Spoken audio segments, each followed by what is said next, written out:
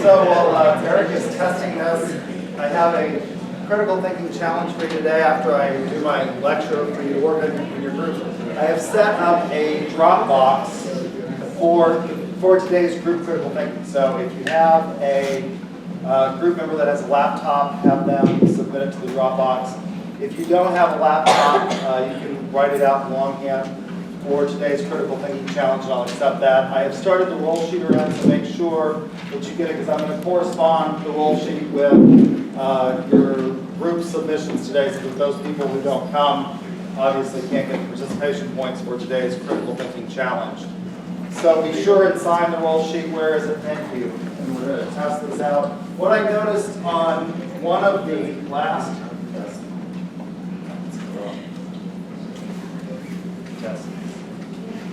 Test. Oh, good. What I noticed on one of the last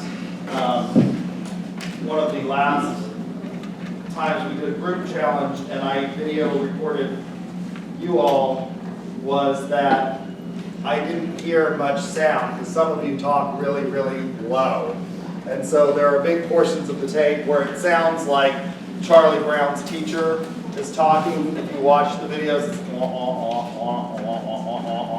So I'm going to give you the microphone so that your group leader, whoever you choose for today's group leader, can answer the question. Let me pull up the question so you can start thinking about it. The screen.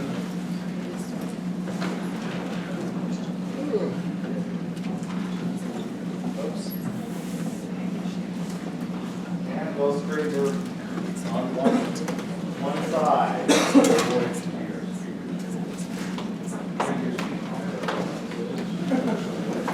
So this is today's critical thinking challenge. We'll talk about in just a minute. I'll let you get into your groups after we talk about after I do my lecture on global markets. So be thinking about this, and what I'm going to do is I'm going to start on the back row. We'll go starting on my right. I'll give the microphone to that group, and then we'll go down each row in order so that you can kind of pass the mic around to whoever is the next group leader. Isn't this fun? We're getting to try new technology and experiment.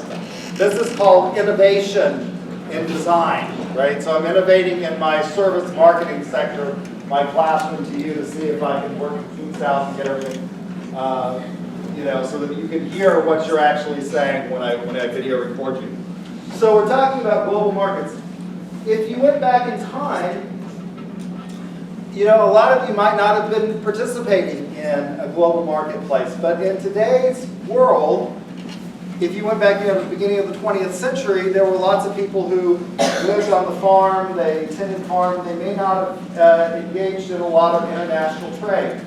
Today, as a result of things like shipping costs that are really cheap, and we've talked about this before, Rose George writes a book called 90% of Everything, and I'll mention it again when we talk about logistics in this class. Over my voice, sorry. Allergies have gone crazy this morning, and I've taken an antihistamine and a decongestant, which made me sound like I'm going to squeak at times, which is why I chew gum. I had a student in one of my student evaluations say it's not very professional to chew gum. Well, my mouth gets really dry, and if I don't, I can't talk, so it gets even worse. So I apologize if that offends you. But you might not have been involved in global trade, but you will be involved in global trade because 90% of everything is now shipped. And one of the things that she details in that book is that they catch fish off the coast of Scotland, and it's actually cheaper to send them on a container ship in a frozen container unit to China to be filleted and then sent back to the United Kingdom for sale because of the economic factors and the labor costs that the Chinese can offer. And so this idea of globalization is something that we're going to have to deal with. International relations and international trade are enormously important in the world market. Lots of companies, including companies here at Edmond, engage in global trade. There is a company here at Edmond that if you bought anything, it's a privately held sub-S corporation, and if you bought anything from Best Buy Online, how many of you bought something from Best Buy Online? It actually didn't come from Best Buy, it actually came from this company that fulfills about 75% probably of Best Buy's orders, and you don't even know that that's who you're dealing with, and they're an importer of products, and particularly electronic products. And so we are dealing in a global market, and you need to understand the global market or have some concept of it in order to be competitive today. So world trade is enormously important. A nation's gross domestic product, which is the monetary value of all of the products, services, and goods produced in the country during 1 year, is one of the factors that we're going to look at. What is the U.S. GDP? And who are the largest exporters and importers? The United States is one of the largest exporters of goods and services, but we're also the largest what? Importer. Who is the largest exporter of goods? China, right? So China is an enormously important economically developing nation. Also, what's another economically developing nation that's become really, really important? I used to think that one of the things that you would not be able to outsource were personal services for things like legal services. And some of that cannot be outsourced at all because you have to have a bar number in order to show up in court. But there are parts of the legal services that can be outsourced, and they are being outsourced to a country. Which country do you think we're outsourcing them to? They're being outsourced to India. So a lot of people are coming over, actually being trained in American law schools, and then going back to India and providing legal research services for lawyers here. So that's one thing. You can't outsource the ability to show up in court, but you can outsource some of these things like the legal research process that they have access to because of computers. One of my friend's nephews went through medical school and he became a radiologist, and I thought at the time he became a radiologist that that might not be the best career path in terms of medicine, because that's one of the few fields in medicine that you can outsource. How can you outsource it? Again, what are they doing in terms of reading radiology diagnostics now? He actually works. He doesn't actually have to go into the hospital. 4 out of 5 days a week, he doesn't even go to the hospital. He works from his home as a radiologist, analyzing radiological reports, x-rays, and things like that. And so could that be conceivably exported, that kind of service? It could. So this all impacts our balance of trade and GDP. Competitive advantages of nations. So what makes the United States one of the competitive nations, and what gives us a competitive advantage? Well, it's the ability to harness economic resources, natural resources, education, things like that. We are able to produce an enormous amount of stuff. In Oklahoma, one of the things that we have a net export of is what? What is Oklahoma part of? We don't actually export oil from here. We do produce a lot of oil. They have lifted the trade restriction on the exports of oil and petroleum products now. But what do we produce? In the center of the country, what is the center of the country generally called? The breadbasket, America's breadbasket. We produce a lot of agricultural stuff in particular. I heard it, what was it? Wheat. Right? We produce a lot of wheat for exports. One of our major cash crops. So the ability to harness these economic resources, factor conditions, things like our natural resources, our education. We have perhaps one of the finest higher education systems in the world, and we produce an enormous amount of college graduates. About what percentage, by the way, as a result of the fact that most of you, everybody in here is junior standing, aren't they? Is anybody not a junior? There are some of you that are sophomores. It used to be a requirement, I thought, in this course that you have junior standing to get in, but maybe we dropped that prereq when we made the prereq score. You have to have statistics now, micro, macro, and I think you have to have the accounting course. Is that right, as a prereq for this class? And if you're a business major, if you're not a business major, that can be waived. But if you're a business major, we've instituted these prereqs for the fundamentals class. by virtue of your standing, you are among the world's educational elite. What percentage of our population that graduates from high school actually goes on to complete a college education? Does anybody want to guess? It's higher than a lot of other nations. What percentage of high school graduates go on to complete the baccalaureate degree? What percentage do you think of high school graduates attempt some level of higher education? Either post-secondary, vocational education, or higher education? What do you think it's what? It's 50%. What percentage actually get the baccalaureate degree of high school graduates? About 25%. So you all, by virtue of the fact that you are, most of you upper division students, have already achieved more education than a big percentage of the world's population. So those kinds of factors are one of the things that can lead to a nation's economic advantage. Look at your text on page 164, Porter's Diamond competitive advantages, national competitive advantages. So you've got company strategy, industries that you have, factor conditions, demand conditions, the size of the market. The size of the United States market is what? How many people are in the United States? 350 million people, about. I think that's a rough estimate. How many people do we have worldwide in global economic? About 7 billion, right? We've got about 7 billion. So the size of the market, the demand conditions, and then the related supporting industries that you have. There is no such thing maybe as a totally American-made or even European-made product anymore. Mercedes-Benz has products and plants where? Here in the United States. Ford and GM manufacture products where? Outside the United States.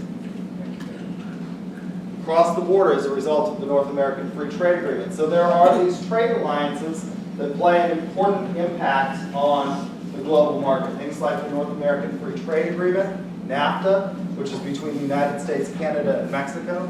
The European Union, which functions largely as a single economic unit and currency with the EU. What's happening in the European Union currently, and what's one of the big issues that the European Union... There's one country that doesn't use the EU, and what is that? What? Great Britain. They still have the what? The pound sterling, and what is it that the British are contemplating doing? They're contemplating leaving the European Union. Should they do that? Would it hurt the European Union? Maybe. So the European Union functions as one. The Asian Pacific Trade Agreement, the Central American Trade Agreement, CAFTA, are important considerations. Your text talks about the dark side of global competitive advantage. One of the things that we're having and that we see in this global market is not necessarily national espionage, but you see economic espionage being engaged in. For a long time, at the beginning of the founding of our nation, we were what was called a pirate nation. When we talk about pirates, we're not talking about Pirates of the Caribbean, right? We're talking about what? What is a pirate nation? What's a pirate nation? Copyright laws. Yeah, it's the avoidance and not acknowledging or reciprocating on intellectual property. Things like copyright, patent, trademark, and engaging in reverse engineering, corporate espionage. There is, in the United States, the Economic Espionage Act of 1996. We also have an act called the Foreign Corrupt Practices Act, which impacts American businesses. And some businesses have argued that it hampers our ability to have a competitive advantage to compete in the world because of a result of that act. There has generally been a decline in economic protectionism as we have engaged in this global market, and there's been a reduction in trade barriers, the World Trade Organization. In 1944, the United States and 44 other nations entered into what was called the Bretton Woods Accord. They met at at Bretton Woods, New Hampshire, and signed an accord that established the International Monetary Fund. At that time, we were on what standard? What backed up the United States dollar? The gold standard backed up the United States dollar, and it was set at $35 per troy ounce. And we pegged other currencies to the United States currency. The United States currency, in effect, became the world's reserve currency. And in what year did we go off the gold standard and Richard Nixon totally floated the dollar? So at the time, the reason that we were on the gold standard and why was the United States chosen as the one who would be the world's reserve currency, and other people of those nations that participated in the accord would peg their currency to the United States dollar. Why was that? Why did we become the world's reserve? The British economists actually wanted the pound sterling. They argued for the pound sterling to be the world's reserve currency. But why did the United States ultimately become the world's reserve currency and the gold standard? We had 2/3 of the gold in circulation at the time. That's why. And so we pegged it at $35 per troy ounce, and other nations then pegged their currency to our currency. In 1971, Richard Nixon, in something that was called the Nixon shock, floated the dollar. That means that the dollar becomes what's called fiat money. So what backs up the dollar? What's it worth? It's what? It's worth whatever anybody's willing to pay for it today. It floats on a world currency, and so you can see the currency exchange. It's been, as a result of the world floating currencies, things like the tequila effect in Mexico occurred when George Soros, who's a billionaire currency trader and made his money in currency trading, basically almost bankrupted the American economy in one day as foreign investment in currency fled that nation's economy. Even though they had done everything that economists had said they should in terms of pegging their currency to the dollar, reducing their inflation, and producing more goods and services, and being less of a debtor nation. So there's the World Trade Organization, the International Monetary Fund were established as a result of Bretton Woods in 1971. We float the dollar and we get fiat currency. When we talk about global markets and global consumers, lots of companies, of course, are global consumers or global companies that compete on the global environment. There was something called the Coca-Cola connection in Jimmy Carter's administration. His Attorney General Bell was the attorney for Coca-Cola. His Secretary of State Vance had been on the board of directors and a chairman of Coca-Cola. His Secretary of the Treasury had been a CEO of Coca-Cola. And what was the first product, this is a test question, that we sent to communist China when Richard Nixon opened up communist China? What was the first product we sent? Coca-Cola. It's one of the #1 brands in the world and one of the ones that's the most highly valued in the world. When we think about these global consumers, and we talk about engaging in global trade, you have to do the environmental scan of the global market and the countries that you're going to do business with, that you're going to engage in. And so you have to think about these economic factors. What kinds of economic factors are going to be important with regard to engaging in a global trade with another nation? Things like where they are in their development. Why would that be important? So China has over 1 billion people, right? But a big portion of that population is what? Now they're becoming more economically advantaged. There are literally hundreds of thousands of millionaires in communist China now. One of the things that's become a fashion in the Chinese market is they are buying up status symbols like luxury watches. And so they're asking tailors that make suits and shirts in China to cut their left hand sleeve 1 inch shorter than their right sleeve so that they can show off what? Which watch? Their Rolex watches, their wrist watches. Their Patek Philippe's, Tag Heroes, and Rolexes. And so even though they are quote unquote technically a communist nation, they've become awfully capitalistic. But having said that, there's still a lot of economic disparity in China, and so you have to think about the level of economic development in the country. You have to think about the culture and customs of the country. And one of the things that MGM did when they opened the MGM Grand in Las Vegas, what was the initial, does anybody know what the initial entrance to the MGM Grand was? What is MGM's mascot? It's a lion.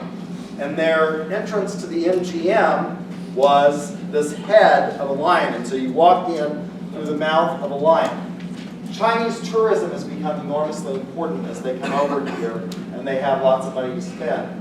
And what happened to the entrance of the MGM? They wouldn't go in the entrance of the MGM because it was an unlucky symbol to walk through the mouth of a lion. So they changed the exterior facade as a result of understanding the cultural customs of some of their clientele. So understanding those cultures and customs become important. Cultural diversity. And again, this is one area where the Foreign Corrupt Practices Act comes into play, because our government says that you cannot engage in bribery of officials in other nations in order to do business. And for example, you have to follow American laws with regard to certain things like hiring practices. So I had a client that I was consulting with on employment law issues, and they had advertised a position for an international buyer. Again, one of the things that I told you, if you take our sales program, one of the courses that we'll have you take is the purchasing and materials management, because it's understanding that other side of the sales transaction that is really, really important for salespeople to recognize. And this position for an international buyer was one that was going to be stationed in China. And they were going to do business in China. And their top candidate, the one that had exactly all of the qualifications, now there are not a lot of international buyers in the market, had to speak fluent Chinese, had to have 5 years experience, and had to have the MBA degree. That's what the requirements of the job were. Their top candidate was a female. And they asked me if they could refuse to hire us. Why would you want to do that? And they said that the Chinese business people don't play with the same rules and standards with regard to gender identities that we have in the United States, and they thought that it would disadvantage their company in negotiations in China if they hired a woman.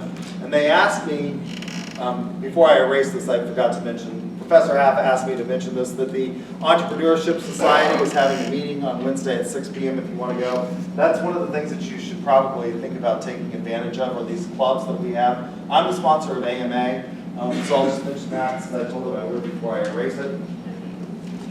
And put up on the board what they asked me if they could get. They asked me if they could get around the hiring requirement. In the United States, can you refuse to hire on the basis of gender? No, you can't. There are two types of discrimination that you can be held accountable for in the United States. One is outright discrimination. That's saying we're not going to hire a woman for a particular job. The other is what we call a disparate impact type of hiring. Disparate impact cases occur where you have an on the face, a prima facie requirement for a job that doesn't sound like it discriminates, but it has a disparate impact on a set of individuals as a result of things like test scores. If you require testing for jobs, it can have a disparate impact. One of the things that has a disparate impact, for example, on women, is in the state of Oklahoma, prison guards in male facilities have to be able to drag a 190-pound dummy across the length of a basketball gym floor. That has a disparate impact on female applicants, doesn't it? It's a prima facie objective criterion that has a disparate impact. That disparate impact is okay because there is a nexus between the qualifications of the job and the requirements that are being asked? What is the nexus there between the qualification and the test that they're employing and the job requirements? Why would being able to drag a 180 or 190 pound dummy across the length of the gym floor be a reasonable requirement that has a disparate impact on a historically disadvantaged group, which is women? What would be the objective reason that you could have that as a bona fide occupational qualification?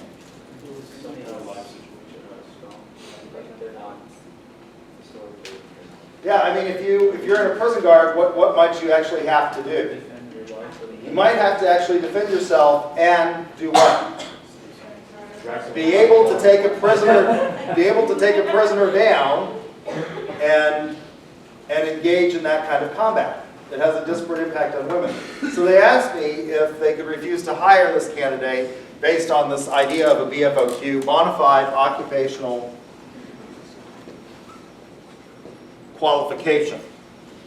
Because they said, we're respecting the cultural diversity of the nation in which we're doing business. And I said, that's not a BFOQ. Because your job qualifications are what? What did I tell you they were? Had to be fluent in Chinese, had to have what? Have 5 years experience in purchasing, and have an MBA. She met all, and those are requirements that are closely connected to the job. How are they? Well, if you're negotiating, you have to be able to speak in the language maybe that is spoken frequently in the nation, even though, what is the international language of business? It's English. It's generally the international, but you have to be able to speak the language. It can create language problems and barriers if you don't. You had to have purchasing experience. That's an objectively reasonable qualification. And you had to have the MBA. And the reason that they wanted the MBA was there is, again, a close connection between the requirement, which is having an MBA and understanding the business context in which you are negotiating and how to engage in negotiations. And one of the things that we teach in our sales career path here is negotiation. It's one of the courses that you're required to take, is our course in negotiation. So those are all reasonable. She met all of those requirements, and they said, but we still want to discriminate based on this cultural norm, or this cultural moray of the nation in which she's going to be doing business. And I said that discrimination doesn't have a close nexus to the qualifications of the job. Can a woman negotiate as good as well as a man can? Yeah. Can they understand the language as well as a male counterpart? Yes, they could. Did she have the relevant experience? All of those things made her qualified. And he said, well, I'm still not going to hire her. He ended up not hiring her. I said, if you get sued, I warned you, and you might suffer the consequences. It turns out he didn't get sued. Why do you think he didn't get sued? What do you think generally speaking, when you start going into your professions and when you engage in your professional life, you'll find out that communities are very, very small, particularly in a metro area like Oklahoma City. There are just not that many international buyers. And although I think she probably suspected that she was being discriminated against, she didn't want to run the risk of being viewed in the community as being sort of a whistleblower, because that could be problematic. So cultural mores are important, but you also have to think about, for example, the laws that we have in this country, which leads me to another point in this environmental scan, and that's understanding the political and regulatory environment that you're going to be dealing with. We have just recently opened up negotiations and relations and normalized relations with Cuba, a country that sits 90 miles off our coast. Now, the reason we didn't have normal relations with Cuba was because they were a what? They were a communist country. But we did have relations with China and who else? The Soviet Union. Before the Soviet Union collapsed, we had normalized relations with them, albeit tense relations.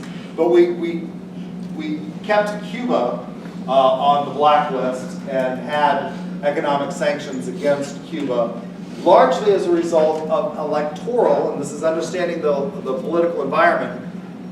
Cubans, as a minority group within the Hispanic minority group, are a minority within a minority. But they're a politically powerful minority. Why? Where did they all settle? For the most part. They settled in Florida. Florida has a lot of what? As we found out in 2000, Florida has a lot of electoral votes. You can win the presidency of the United States without winning the popular vote. Al Gore clearly won a plurality of the popular vote. If you combine Al Gore's votes with the independent that ran, I've gone blank, it'll come to me in a minute, you had a clear majority that voted against George W. Bush, but he won the majority in the Electoral College by getting Florida's electoral votes. So it's an important minority in a highly populated state. It's one of the reasons why, again, politically, we are very staunch supporters of the State of Israel. Jewish members of our community are, again, a very small minority within the greater populace of the United States, but they have a tendency to live in 3 states. What are those 3 states? All of which have large electoral numbers. New York, Florida, and California. Those are 3 big states. You can win the electoral vote with 10 states, actually. The 10 largest states, those are obviously enormously popular and politically important states to deal with. So understanding this political climate, we've kept this non-normalization of relations with Cuba as a result of the fact that we had a large Cuban population who had fled when Castro overthrew the Batista regime in Cuba, and those people all migrated, the doctors and lawyers and business people migrated to the Miami area and southern Florida. So they became an important bloc. So if you're going to do business now that we've normalized relations with Cuba, what are some of the things that you might consider? Well, political stability. Who's still in charge in communist Cuba?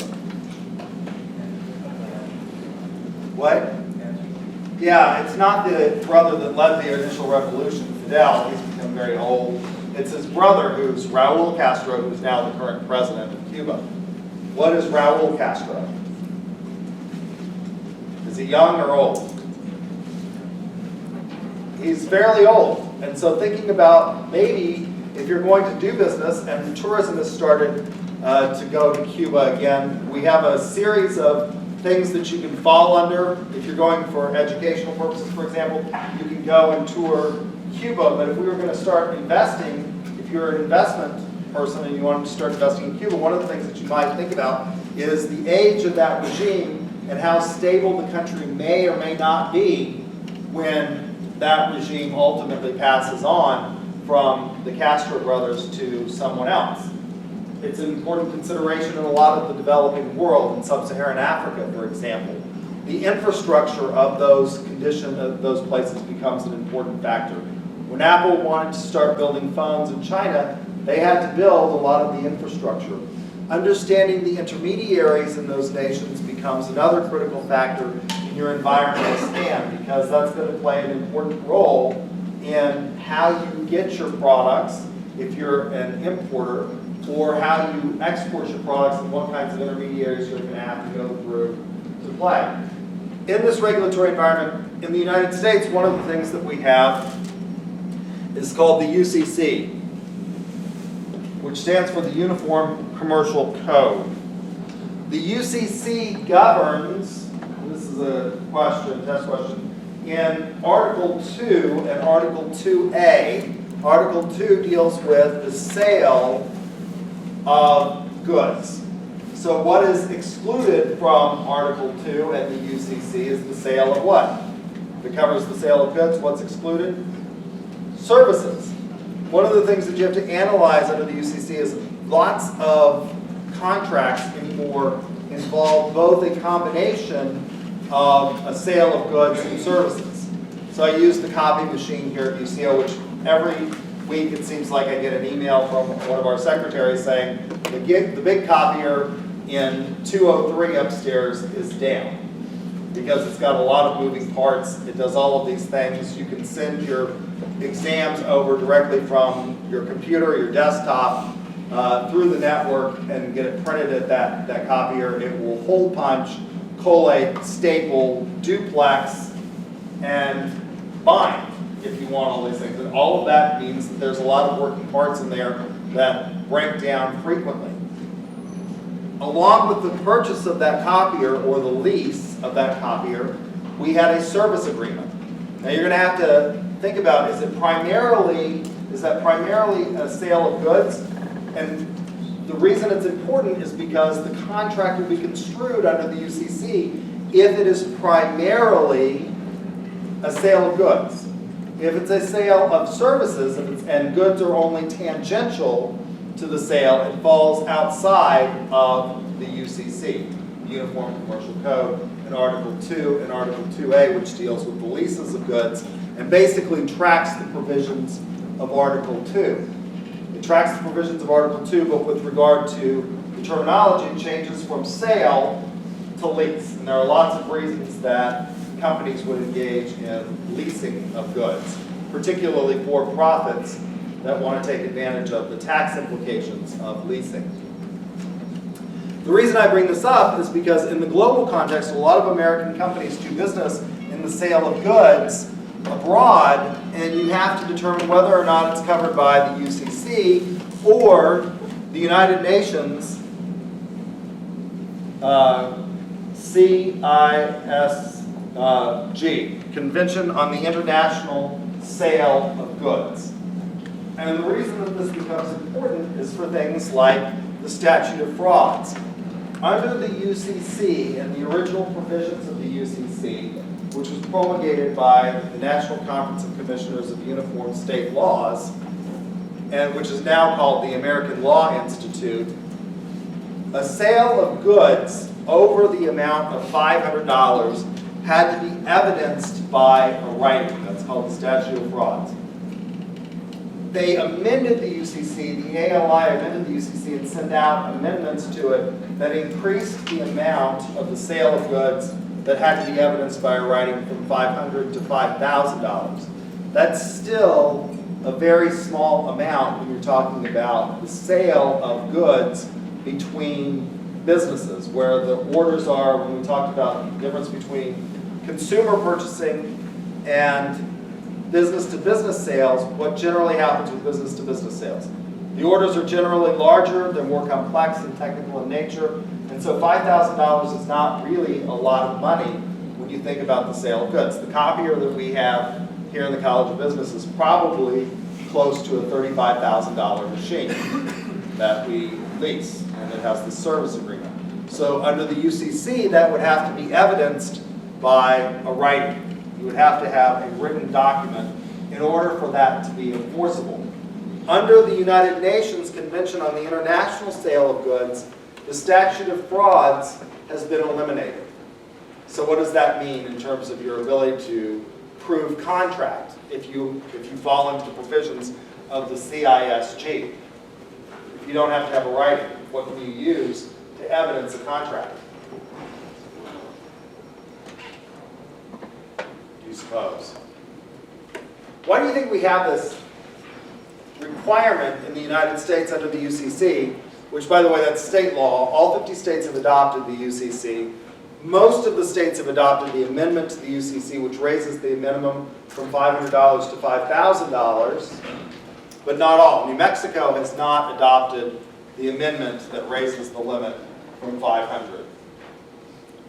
Why is that important? What was the idea behind the requirement of a statute of frauds? Originally, the statute of frauds applied to the sale, and this falls outside of the UCC because it's not a sale of goods, real property. So real property has to be, in order to be enforceable, a real property agreement has to be evidenced by a writing. That's the statute of frauds. What's the idea behind that? Why do you think we required the sale of writing? What is it about initially the sale of real property that we wanted there to be evidenced by a writing? So that you can prove that there was actually a meeting. There's there is this physical, tangible thing that shows that there was, when you sign the contract, a meeting of the minds. So that you can't get somebody who will, say, we were in a bar and you agreed to sell, and there's a famous case on this in real property law where this guy and another guy who wants to buy his farm are drinking. And over drinks, when he says, I bet you wouldn't sell your farm to me for $50,000, I think was the amount. And the other guy says, I sure would. And they write out on a napkin the sales agreement. And the issue before the court was that writing sufficient, and did he have sufficient awareness to fall within the statute of frauds? Because he testified in court at the time he signed the piece of paper that said he would sell this farm to his friend. He said, I was higher than a Georgia pine.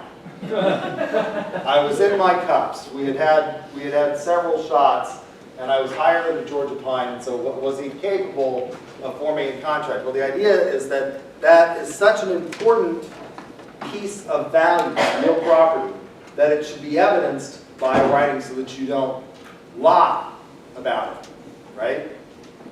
So, under the International Convention, we do away with the statute of frauds, and you can prove that you have a contract by witness testimony, that you engaged in negotiations. So one of the things that becomes important is, if you're an American company, you want to think about this. If you don't specify, and it is an international sale of goods, the CISG applies only to business. The UCC, on the other hand, applies both to business and business to consumer goods. Doesn't apply to real property, but it applies to business and consumer. The United Nations CISG does not apply to business to consumer sales of goods. So it falls outside. But if you have a business to business transaction and you don't specify which controls, the International Convention will control, and you can now prove contract without the use of a writing. You can prove it through witness testimony. So one of the things that happens is, generally speaking, parties to international contracts will have a choice of law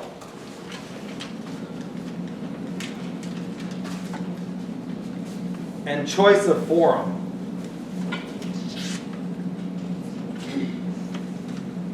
Clauses in their contracts.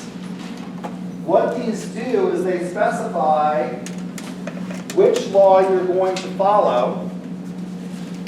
So for example, when I was in the private sector and I was writing contracts for the company that I worked for, I would always specify that we would choose, when we had an agreement, for example, with Cambridge University Press to provide us with certain materials for inclusion in our learning management system, that the choice of law was going to be Oklahoma law, and the choice of forum was going to be the district court for the county of Oklahoma and the state of Oklahoma. That meant that the court would consider the law in Oklahoma, and that we would be limited to that choice of forum should a dispute arise out of the sale of goods. If you don't specify these things, the convention will provide backstop, and you can start, for example, suing people in your own choice of forum if you haven't specified it, and you can use any method to prove the contract. You don't have to have necessarily a writing. The other thing that becomes important in these is also going to be choice of language clauses.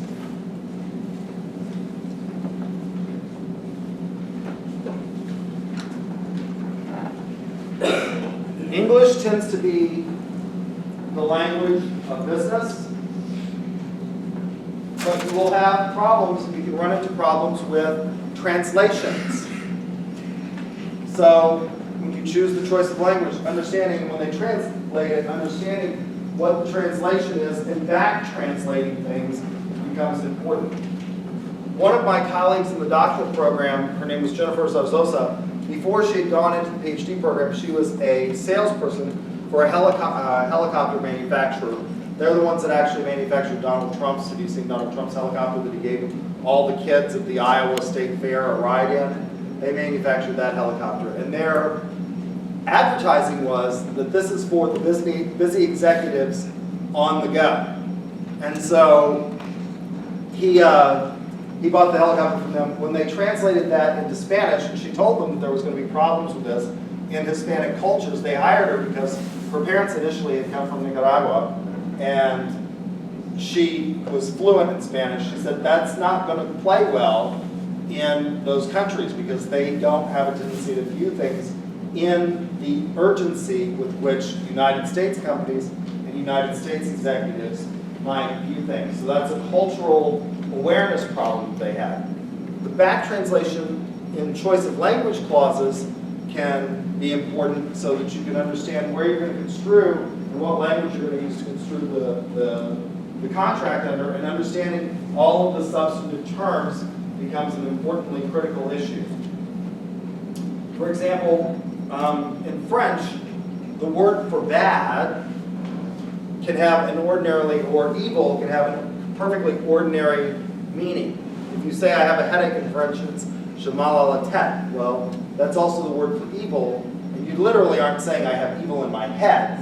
It's just that you are saying I have a headache. So understanding those translation problems can be important, as your text talks about on page 175. The economic infrastructure and stages of development. The currency and exchange rates are important again, as I pointed out, because of the floating currency and exchange rates. You should think about that. Most of contracts are negotiated in what?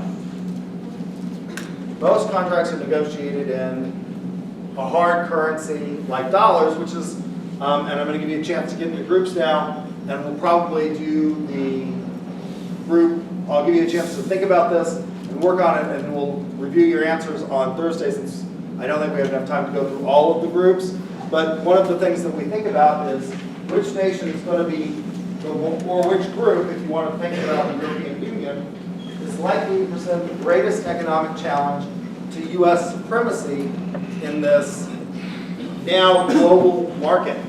The U.S. has historically been the world's reserve currency since Bretton Woods, but there are emerging countries that may challenge us for dominance, and that's what I want you to think about. Which currency or which nation or economic group, if you use the European Union, is likely to be the one that will challenge us for economic dominance? Oil, for example, is traded in dollars right now, but there is a movement to say that maybe it should be traded in something else, as the United States loses perhaps its competitive economic advantage.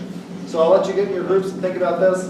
Like I said, we probably won't get through with this. We can't get to the group's answers, so we'll pick up with that first thing on Thursday with your answers, and then we'll move into the other chapters. So get in your groups, and I created a Dropbox. Be sure to look, make sure you can see the Dropbox as you go. It says Global Critical Thinking. Let me pull this over so you can see it. It's the one, if you go to the Dropbox folder, it says Global Critical Thinking. Is there any group that has not been set up in D2L? If I have any group that are still out there that hasn't gotten the Dropbox set up. All right?